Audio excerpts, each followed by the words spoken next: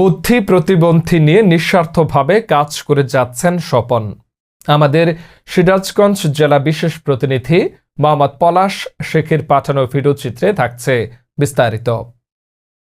সিরাজগঞ্জ জেলা কাজীপুর উপজেলা নাটুয়ার পাড়ার যুবক জাহিদুল হাসান স্বপন নিঃস্বার্থভাবে বুদ্ধি প্রতিবন্ধীদের জন্য কাজ করে যাচ্ছেন। প্রতিবন্ধী ছেলে মেয়েদের জীবন গড়ে দেওয়ার লক্ষ্য নিয়ে তিনি ছুটে চলেছেন কাজীপুর উপজেলার বিভিন্ন ইউনিয়নে। বুদ্ধি প্রতিবন্ধীদের বাড়িতে বাড়িতে দিচ্ছেন তার সাধ্যমতো খাদ্য, বস্ত্র সহ প্রয়োজন মতো জিনিসপত্র। তিনি বুদ্ধি প্রতিবন্ধীদের জন্য গড়েছেন যমুনা আহাদ আলী শেখ অটিস্টিক বুদ্ধি প্রতিবন্ধী বিদ্যালয়। কত ভাঙা গড়া এবড়ো থেবড়ো পথ, কত অজানা বাঁক পেরিয়ে আজ এই পর্যন্ত এসেছে। প্রতিবন্ধীরা যাতে জীবিকার সন্ধান পান সেজন্য তার অনেক উদ্যোগ রয়েছে।